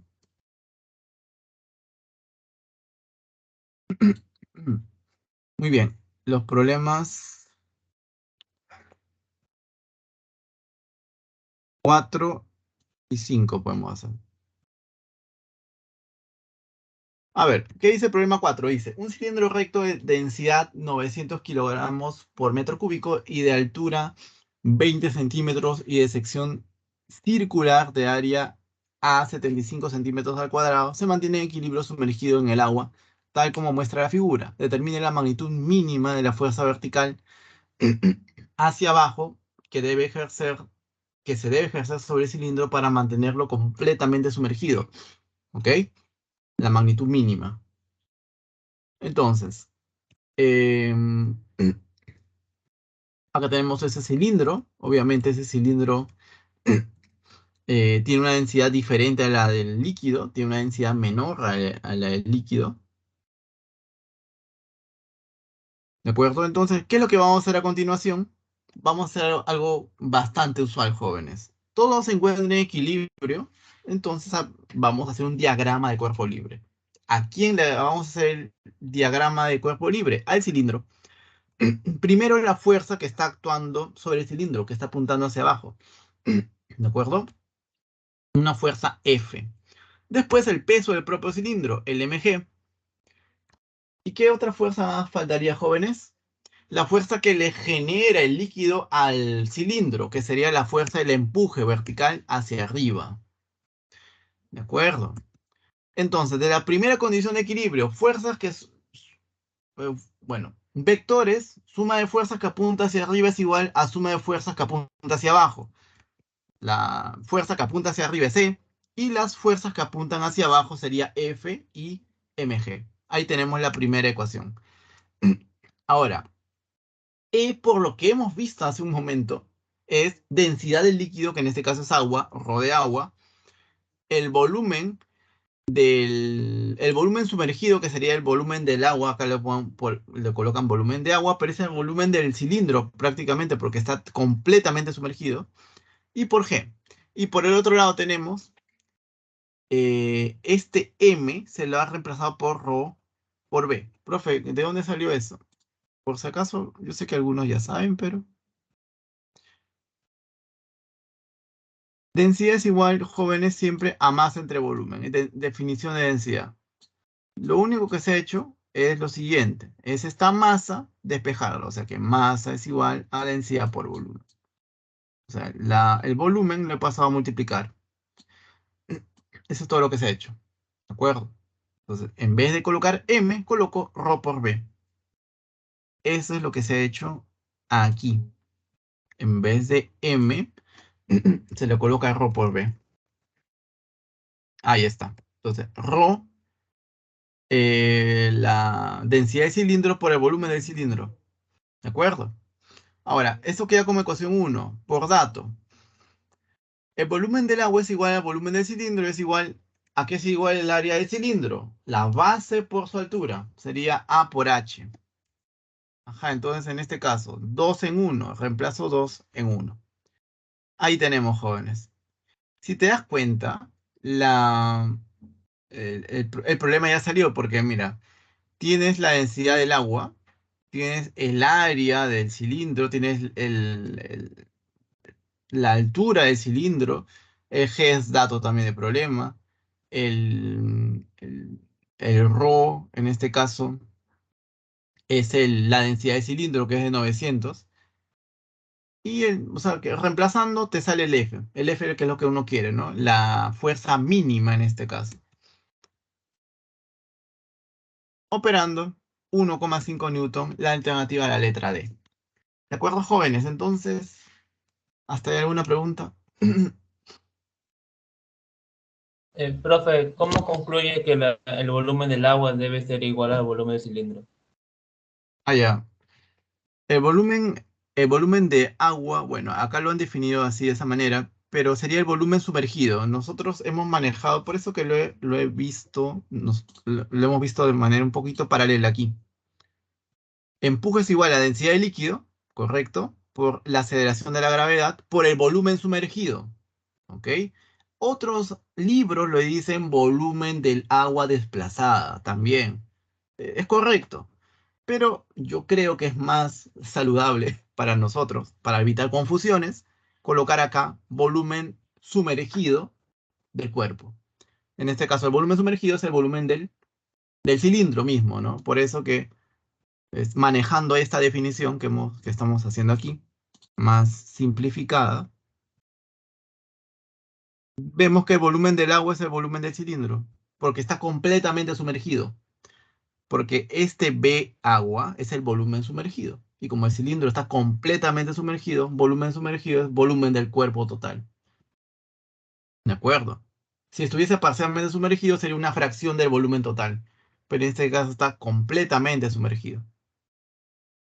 ¿Está claro? A ver, ¿todo bien? ¿Sí? Sí, profe, todo claro, gracias. Sí, son conceptos un poquito así. Está bien la pregunta. Bien, problema número 5. Dice, una pelota de densidad 800 kilogramos por metro cúbico. Dice, sumergida en agua es liberada a una profundidad de 40 centímetros, como muestra la figura. Determina la altura que ascenderá por encima del nivel del agua. Desprecia la fricción. Entonces, acá tenemos una... Acá, un momentito. Ya. Ahí tenemos una pelotita a una cierta profundidad h, es liberada, luego va a ascender y luego va a caer, ¿ok? Entonces lo que me piden es la altura que ascenderá por encima del nivel del agua. Claro, porque a medida de que la pelotita va, en este caso, subiendo, digamos, va acelerando porque va a haber una fuerza de empuje que va a estar constantemente, digamos, actuando sobre ella. ¿De acuerdo? Ahora vamos a explicar eso. Muy bien. Entonces, tenemos que la velocidad inicial de la pelotita era de 0. Está en reposo, se la suelta. Esa pelotita sigue subiendo hasta que llega a ese punto. ¿De acuerdo? Acá va a tener una cierta velocidad, llega a un punto de altura máxima y luego cae, ¿no? Bueno, entonces nosotros queremos saber esa altura a la cual ha ascendido por encima del nivel del agua. Esa altura h es lo que nosotros queremos. Bueno, entonces, ¿qué vamos a hacer? Ese es un problema básicamente de dinámica, como lo vamos a ver ahorita. Primero, ¿qué vamos a hacer a continuación? Diagrama de cuerpo libre. ¿De quién? De la pelotita. Esa pelotita tiene una serie de fuerzas que están actuando sobre ella. Por ejemplo, el peso, M por G. Segundo, el empuje que está actuando sobre la pelotita. ¿Ok? ¿Qué otra fuerza más hay? Ya no hay más. Son las dos únicas fuerzas que están ahí. Te hago la pregunta, ¿ese cuerpo está en equilibrio? Para nada, ese cuerpo se está moviendo. Entonces, aquí vamos a aplicar la segunda ley de Newton, ¿de acuerdo? Hay que tener en cuenta eso. Muy bien, jóvenes. Entonces, aquí, como ustedes se pueden dar cuenta, va a haber una aceleración apuntando hacia arriba, puesto que la pelotita está ascendiendo, ¿de acuerdo? Entonces, lo que nosotros básicamente queremos conocer es esta velocidad v0y. Es lo que nosotros básicamente queremos. Y para conocer esa velocidad v0y, nosotros debemos conocer la aceleración. Y para conocer esa aceleración necesitamos la segunda ley de Newton. Entonces, jóvenes, de la segunda ley de Newton y el principio de Arquímedes, tenemos eso de ahí, ¿cierto? ¿Te acuerdas cómo era la segunda ley de Newton? Fuerzas que están a favor de la aceleración menos fuerzas que están en contra de la aceleración. La fuerza que está a favor de la aceleración es el empuje. La fuerza que está en contra de la aceleración es el peso, mg. Y es igual a la masa por la aceleración. ¿De acuerdo, jóvenes? Ahora, el E es, como estamos viendo, ¿no? Densidad del agua por el volumen sumergido del cuerpito, en este caso, por G. Ya. Ahora, M es ρ, densidad del cuerpo por volumen total del cuerpo. Luego G, y es igual al M, que en este caso sería ρ, por V, que es el volumen total del cuerpo. ¿De acuerdo? Y el razonamiento es parecido, porque el volumen sumergido es el volumen del cuerpo total. ¿De acuerdo? Volumen de agua, acá lo llaman volumen de agua, pero nosotros lo hemos llamado hace un momento volumen sumergido. El volumen sumergido en el agua, en todo caso, es igual al volumen de la pelota total. Entonces, si tú igualas estos, los B se cancelan, ¿no? B agua se cancela con B, se cancela con B, y te queda eso de aquí. Las densidades sí son datos. Entonces, tienes la densidad del agua como dato, densidad del cuerpo como dato, G también es dato. Entonces, esto simplemente se opera, ¿no? Ahí operas eso y te sale 2,5 metros por segundo al cuadrado. Entonces, mira, ya tienes ahora un problema de MRV, donde tú quieres calcular la velocidad final. Entonces, del MRV en el agua, aplicas esa formulita. Velocidad final al cuadrado, etcétera, etcétera. Reemplaza, joven. B0 es 0, simplemente. Por eso que es 2AH. Pero el A es justamente 2,5, el H es 0,4. Entonces el B0 al cuadrado te sale 2. Ahora, lo mismo vas a hacer MRV, pero en el aire. ¿De acuerdo? Entonces ahí tienes B cuadrado igual a 0 al cuadrado igual a esa expresión. O sea, la misma formulita, pero solamente aplicada en el aire. Despejas el H minúsculo en este caso sería, y te sale 0,1 metro. Pero en las alternativas estaba en centímetros. O sea, sería, en este caso, 10 centímetros. ¿De acuerdo, jóvenes? Entonces, esa sería la respuesta para ese problemita. ¿Todo claro hasta ahí? A ver.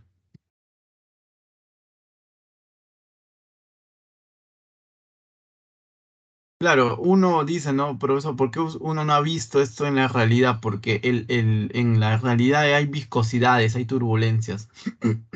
Para que logres este efecto, tendrías que tener el agua muy quieta en realidad, ¿no? Y acá se está despreciando todo, ¿no? Desprecia la fricción, despreciando absolutamente todo. Por eso es que no es muy, no es muy fácil tener este efecto.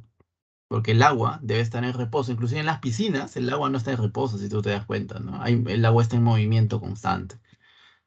Por eso es muy difícil que se logre ver este efecto. ¿De acuerdo, jóvenes? Eso sería una pregunta que nadie me la ha hecho, pero por si acaso lo menciono, ¿no? Porque en la piscina ustedes no se dicen, ¿no? ¿En qué momento sucede esto? Es que el agua en la piscina no para en reposo, está que se mueve constantemente. Por eso. Entonces, justamente por eso no se puede ver ese efecto, jóvenes. Bien, ahora vamos a pasar a otro tema bastante interesante. Tensión superficial. Entonces, ustedes habrán visto de que, o habrán escuchado hablar de que algunos insectos pueden caminar sobre líquidos, ¿no? Y caminan como si fuese plano, como si fuese sólido. O sea, ellos caminan como si nada sobre esos líquidos. Justamente por esta propiedad de tensión superficial. Es un fenómeno de origen molecular que se manifiesta en la superficie libre de un líquido. En la superficie libre del líquido hay una fuerza resultante hacia abajo sobre cada molécula. Entonces acá tienes a esas moléculas del líquido. Acá tienes las moléculas en la superficie y las moléculas en el interior del líquido. Las moléculas en el interior van a sufrir fuerzas, pero como están en el interior, esas fuerzas se van a cancelar. O sea, la suma vectorial o la fuerza resultante es igual a 0. ¿De acuerdo? Pero, ¿qué pasa con las moléculas en la superficie? Esas moléculas en la superficie no van a tener una fuerza resultante igual a 0. Van a tener fuerza resultante hacia abajo, ¿de acuerdo? Como lo puedes apreciar ahí. ¿De acuerdo? Entonces, justamente de ahí viene el fenómeno de la tensión superficial. Muy bien. Ahora, medida de la tensión superficial. La tensión superficial se puede medir usando, por ejemplo, este anillo. Este anillo unido con un dinamómetro, ¿de acuerdo? Y en un líquido. De una manera muy delicada. Esto se hace en laboratorio, jóvenes, en laboratorio de física 2. Los que van a ingeniería seguramente lo van a hacer. Entonces, tú colocas el anillo sobre la superficie del líquido y luego de una manera muy, pero muy lenta, en realidad tú no lo haces, lo hace un aparato ya diseñado para que sea aún más preciso el experimento. Sube ese anillo, lo sube con un sumo cuidado, con mucho cuidado lo sube. Y a medida que va subiendo, el anillo va arrastrando parte del líquido, como que lo va jalando, como lo estás viendo ahí. Esos vectores de color rojo son justamente la fuerza superficial, Fs, ¿de acuerdo? Y es la fuerza esa de la que nosotros estamos hablando, la fuerza de la tensión superficial. Entonces, gamma es justamente fuerza superficial perpendicular en magnitud, como lo están viendo, entre la longitud de acción. En conclusión, gamma es Fs entre L, en donde las unidades en el sistema internacional son los newton entre metro. El L en este caso sería la longitud de ese círculo, de esa circunferencia, de ese anillo, ¿ok? O sea, si el anillo tiene un radio R, sería 2pi por R, esa SL. Y bueno, acá el gamma es coeficiente de tensión superficial, Fs es la fuerza de tensión superficial, y L es la longitud total de acción de la fuerza de tensión superficial. En este caso, la longitud de acción sería la longitud de ese anillo, que si es un anillo, repito, de radio R, sería 2pi por R, ¿ok? Muy bien, jóvenes. Yo creo que ya con esto ya podemos hacer tranquilamente el problema número 6. Perdón. Ahora, problema número 6 dice, de un tubo capilar cuyo radio es de 1 milímetro gotea un líquido, como muestra la figura. Si las gotas de líquido formadas por la acción de la fuerza de tensión superficial Fs son esféricas, en el momento de desprenderse determine el radio de las gotas. Entonces ahí tienes los datos, ¿no? El ρ, el gamma, el g. Bien, jóvenes, entonces acá, de manera bastante sencilla. Acá tienes ese capilar, ahí tienes esa gota que se está formando, y en el borde de ese capilar vamos a tener justamente, bueno, es un capilar de radio R, y en el borde de ese capilar vamos a tener una cierta fuerza de tensión superficial, ¿de acuerdo? Muy bien. Pero primero, lo que estamos haciendo acá es, ¿qué vamos a hacer a continuación? Diagrama de cuerpo libre. ¿A quién le vamos a hacer ese diagrama de cuerpo libre? A la gota. La gota va a ser nuestro cuerpo en estudio. ¿Qué hacemos con la gota? Primero, el peso de la gota, mg, ¿de acuerdo? ¿Qué más sobre la gota hacemos? La gota hacia arriba va a haber una fuerza. Pero, profesor, ¿qué fuerza? Justamente la fuerza de tensión superficial, el Fs. Hacia arriba va a ser. Estas fuerzas de amarillo, esos vectores de amarillo, la suma vectorial de esos vectores de amarillo sería justamente el Fs. Entonces, sobre la gota actúan dos fuerzas, el peso actuando hacia abajo y el Fs actuando hacia arriba. Esa gota está en equilibrio, momentáneamente está en equilibrio. Entonces, de la primera condición de equilibrio para la gota, Fs es igual a mg. Fuerza que apunta hacia arriba es igual a fuerza que apunta hacia abajo. Muy bien, ahora, la fuerza de tensión superficial, acabamos de ver cómo se calcula. Fs es igual a gamma por L, ¿no? Profesor, ¿dónde salió eso? Está aquí, joven. De aquí. De aquí. Debería. Aquí. Gamma es igual a Fs entre L. El L lo pasas a multiplicar. Fs es igual a gamma por L. Se acabó. Eso es lo que hemos hecho, ¿ok? Espero que esté todo claro. Ok, entonces. Ya. Perfecto. Entonces, ya. Fuerza de tensión superficial. Despejamos el Fs y te queda gamma de líquido por L. Pero, profe, este capilar tiene forma circular. Entonces, el L, que es la longitud de acción, sería la longitud de una circunferencia. ¿Y cómo se calcula? Como 2pi por r, donde r es el radio de ese capilar. ¿Ok? Además, jóvenes, la masa es densidad por volumen. ¿De acuerdo? El volumen es el volumen de una esfera, porque en el dato te dicen que es una gota esférica. Entonces sería 4pi tercios por r cubo. Entonces, reemplazamos 2 y 3 en 1. Tendrías esa expresión de ahí, jóvenes. Reemplazas ahí, ¿de acuerdo? Despejas ese r. Y al final, en este caso, el r sería de 2 milímetros. La alternativa sería la letra B.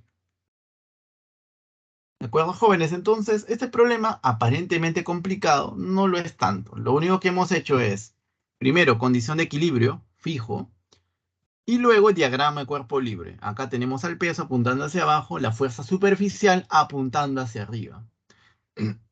Y reemplazamos, ¿no? La fuerza superficial es el gamma por L, y la masa de la gota es la densidad de la gota, que es la densidad del líquido, por el volumen de la gota.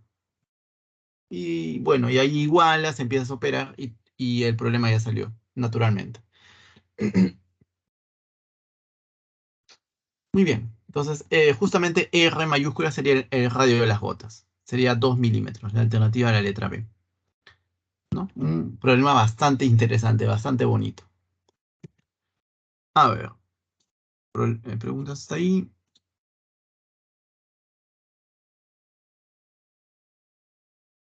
Uy. Vamos a ver si terminamos, vamos a volver a explicar. ¿Está bien, Ricardo?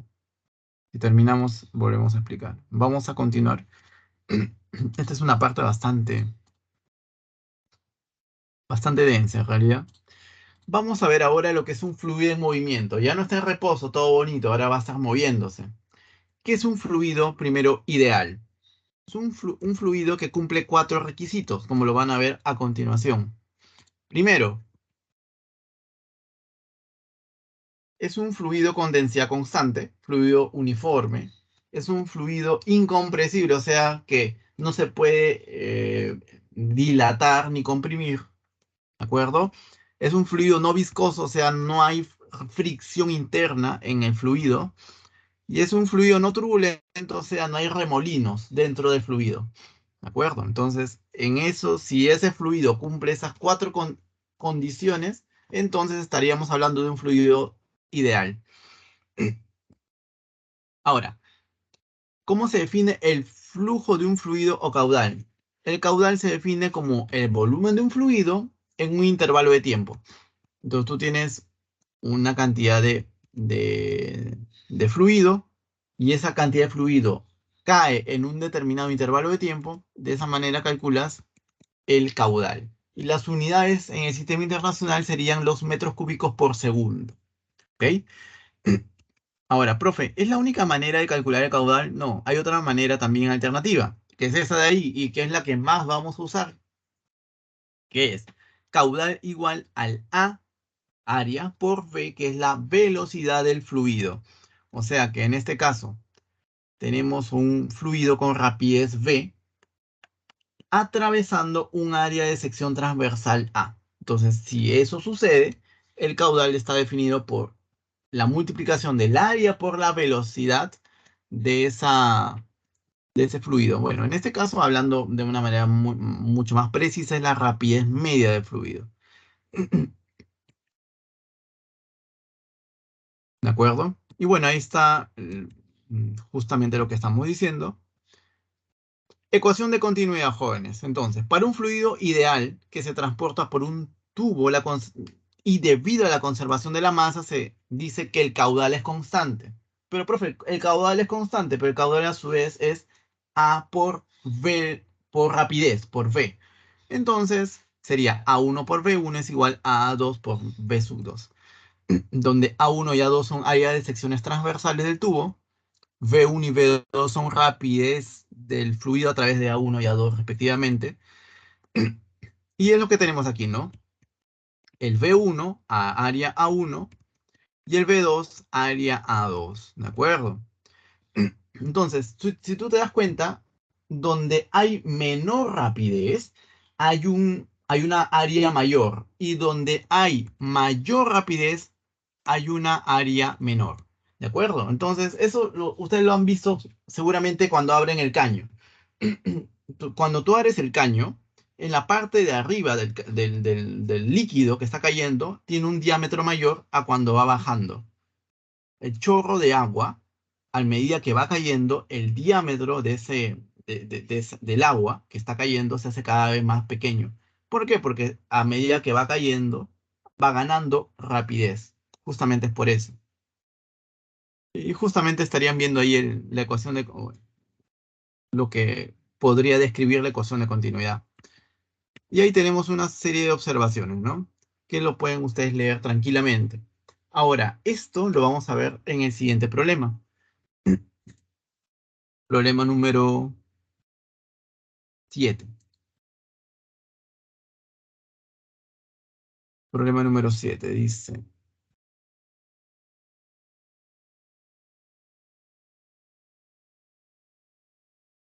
Pero antes tenemos que complementar, joven. Vamos a seguir un poquito más de teoría. Ecuación de Bernoulli. Ahora, si la ecuación de continuidad se basa en la conservación de la masa, la ecuación de Bernoulli se basa en la conservación de la energía. ¿Ok? Eso te pueden preguntar. Eso está en tu guía inclusive. Así que, o en el libro de la pre también está. Todos esos detalles están en la guía o en el libro de la pre. Muy bien. Tú tienes, por ejemplo, un tubo. Ahí colocas tu nivel de referencia. Acá tienes un área A1. La rapidez del líquido tiene una rapidez V1. ¿Ok? Y acá está sujeto a una presión P sub 1. A una altura H1. Y lo mismo en el otro lado. Área A2, presión P sub 2, altura H sub 2. ¿Qué es lo que se cumple, jóvenes? Eso de ahí. Que P1 más un medio de rho V1 cuadrado más rho G H1 es constante. O sea, esa expresión para cualquier punto va a permanecer constante. Entonces, jóvenes, en este caso, esta ecuación de Bernoulli no sería más que una generalización de lo que habíamos visto de la ecuación de presión-profundidad, ¿te acuerdas de hidrostática? ¿Te acuerdas que esta era la presión atmosférica, ¿no? Y este era el rho GH, era la presión hidrostática. Pues ahora le estamos agregando ese término, debido a que este líquido se está moviendo. ¿De acuerdo? Entonces, eso es lo interesante de lo que estamos observando. Muy bien. Donde P1 es la presión del fluido a la altura H1, P sub 2 algo parecido, V sub 1 rapidez del fluido a la altura H1 y V sub 2 algo parecido. ¿De acuerdo, jóvenes? Eso es lo que vamos a ver a continuación. Y de esto hay ejemplos muy bonitos, bastante, pero ya no tenemos mucho tiempo, así que yo justamente tenía un videíto por ahí, pero ya no hay tiempo. Vamos a ver el problema número 7, ¿está bien? Problema número 7 es aplicación directa de la ecuación de Bernoulli. Dice, por una tubería horizontal de sección transversal variable fluye agua, como muestra la figura. La sección de área A1 tiene un diámetro de 6 centímetros y la rapidez del agua es 2 metros por segundo. La presión es P1 180 kilopascales, K es kilo, no te olvides. Si la sección del área A2 tiene un diámetro de 2 centímetros, determine la rapidez y la presión P sub 2. Muy bien. Primero, lo que podríamos hacer es lo siguiente. Tenemos las áreas, tenemos las rapideces. Podríamos aplicar ecuación de continuidad. A1 por B1 es igual a A2 por B sub 2, donde B1 y B2 son rapideces del fluido en el punto 1 y en el punto 2 respectivamente. Despeja, joven, ahí. Y te sale que V2 es 18 metros por segundo. Ahora ya conoces V2. Ahora, ¿quieres conocer P sub 2, la presión en el punto 2? Pues bien, en este caso vas a aplicar la ecuación de Bernoulli en 1 y en 2. En 1 estaría dada por esa expresión y en 2 por la otra expresión, la de la derecha. Profesor, ¿y qué pasó con el ρGH? El ρGH se cancela, ¿sabes por qué?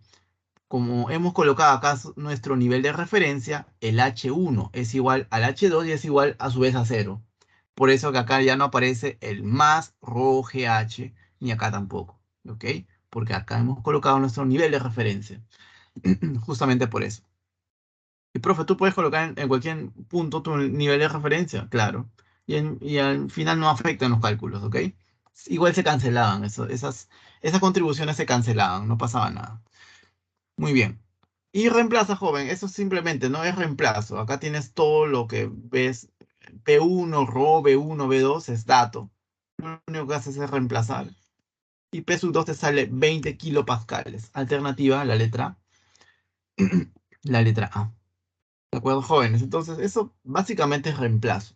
No tienes, eso sí, identificar bien lo que vas a hacer y reemplazar. Y para finalizar, jóvenes, para finalizar, acá te dejo para que lo puedas leer con lujo de detalle. Para que le puedas tomar una captura de pantalla, si tú quieres, a las observaciones. Y vamos a pasar a una aplicación del principio de Bernoulli, que es el teorema de Torricelli. Entonces, cuando tú tienes un recipiente en donde le haces un agujerito, obviamente va a salir el líquido. La pregunta es, ¿a qué velocidad sale ese líquido? Entonces eso va a depender del h que estás viendo, va a depender de la aceleración de la gravedad y va a estar dado por esta ecuación, ¿no? Raíz cuadrada de 2GH. Algo tan simple como eso, jóvenes. Entonces, con este teorema se calcula la velocidad precisa a la cual sale ese líquido por ese agujerito. ¿De acuerdo? Ahora, gracias a esto, vamos a hacer el problema el último problemita. Ya terminamos, a ver si hay un mensaje alertador. Ya sabía que había. Ok, ya terminamos, jóvenes, no se preocupen. Dice, en un recipiente que contiene agua se hace tres orificios, A, B y C, para verificar que el chorro de agua sale con mayor rapidez y tendrá mayor alcance cuando el orificio se encuentre a mayor distancia del nivel del agua. Como muestra la figura, si el agua en el recipiente se mantiene al nivel en el punto D y AB es igual a BC y es igual a CD, indique verdadero o falso en las siguientes proposiciones. Entonces, jóvenes, en este caso, lo único que se tiene que hacer es aplicar esa ecuación raíz de 2GH en los tres casos, ¿no? Nada más que eso. No hay mucho de qué hablar aquí, ¿no? Solución para el... A ver, perdón. Aplicamos teorema de Torricelli para los orificios A y B. Para BA sería 2GH, B sub B sería, el H ya cambia, te das cuenta, ¿no? el H cambia. Sería del punto D al punto B, del punto D al punto B, y B sub. Entonces ya, comparando BA con B sub B, divides estos dos señores de aquí, se te cancelan los raíces de G y te queda esto de aquí. Falso. Y lo mismo, joven, ¿no? Los orificios B y C, haces la expresión para B sub B, para B sub C, divides esos dos señores de ahí y te sale esta expresión de aquí. Falso. Y lo mismo para C y A. Para C y para A, divides esas expresiones y te sale esta expresión de aquí. ¿De acuerdo, jóvenes? Entonces, alternativa a la letra E. ¿Qué hemos usado en esos tres casos? En esos tres casos, lo único que hemos usado es esta formulita, jóvenes. Esa fórmula. Raíz de 2GH, donde H es del nivel superior del líquido hacia donde está el agujero. Eso tan simple como eso. Y lo hemos comparado de este agujero con el otro agujero. ¿Cuál es la razón entre esas rapideces?